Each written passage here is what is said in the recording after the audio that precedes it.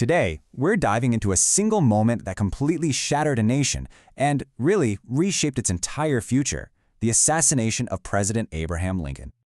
It's honestly hard to overstate the impact of this one event. I mean, think about it. The nation was just starting to breathe a huge sigh of relief after a horrific war. And then, bam! A single gunshot just rips through that fragile peace, sending shockwaves of grief across the entire country. All right, let's set the scene here. What did America even feel like in April of 1865? Well, the Civil War was finally over, but you can bet the air was still thick with tension.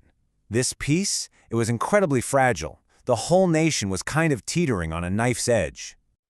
And this really gets to the heart of it, doesn't it? You had these two totally opposite visions for America's future. On one side, you've got Lincoln, who's all about reconciliation, a gentle, healing peace. And on the other, John Wilkes Booth, a Confederate sympathizer just burning with this desire for retribution, for revenge.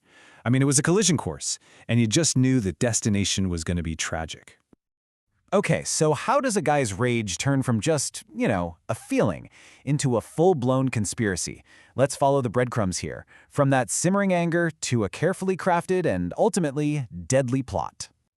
What's really wild is that assassination wasn't even the original plan. Nope. Booth, who was a super famous actor at the time, his first idea was to kidnap Lincoln. Can you imagine? Just kidnap him and trade him for Confederate prisoners. But then, the Confederacy surrendered, and you can feel the desperation kick in. The plot just completely morphed from kidnapping into something way, way more sinister, toppling the entire Union government by taking out its leaders. So this wasn't just a one-off attack. This was a coordinated strike aimed right at the heart of the Union. Booth, of course, would take on the president himself. Then his associate, Lewis Powell, he was sent to kill Secretary of State William Seward. And another guy, George Atzerodt, was supposed to assassinate Vice President Andrew Johnson. The goal? It was simple and it was brutal. Create complete and utter chaos. So, all the players were in position. The date was set. The stage was literally set for the curtain to rise on one of the most tragic nights in all of American history. April 14th, 1865. And just look at how fast this all went down. It's really shocking. We're talking less than 12 hours. From the moment Lincoln walks into that theater to his very last breath the next morning, the entire course of American history was just changed forever. The details here are what make this so chillingly precise. See, Booth wasn't just some random guy. He was a famous actor. He knew Ford's Theater like the back of his hand. He knew the play, Our American Cousin, and he knew the exact moment a huge laugh line would hit. He timed it perfectly so the roar of the crowd would be the perfect cover for the sound of his .44 caliber Derringer pistol. In the chaos that followed, Major Rathbone, who was in the box with the Lincolns, lunged at Booth.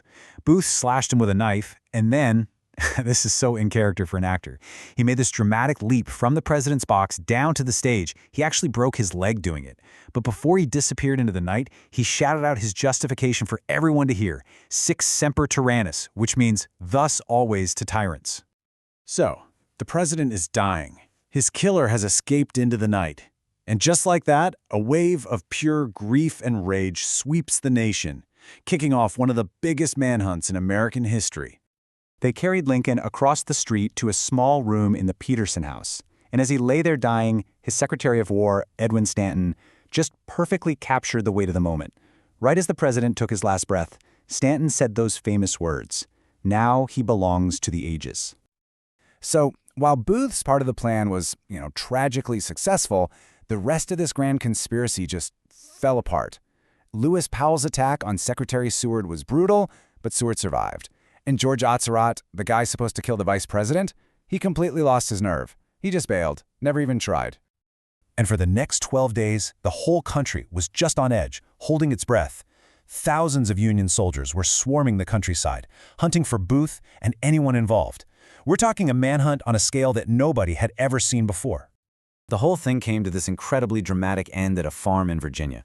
They had Booth cornered in a barn, and he just refused to surrender. They set the barn on fire to flush him out, and in the chaos, a soldier's bullet hit him. And just like that, the nation's most wanted man was dead. For the other conspirators, justice was incredibly swift, and it was harsh. A military tribunal sentenced 4 of them to be hanged. And this is a big deal. One of them was Mary Surratt. She owned the boarding house where they planned everything.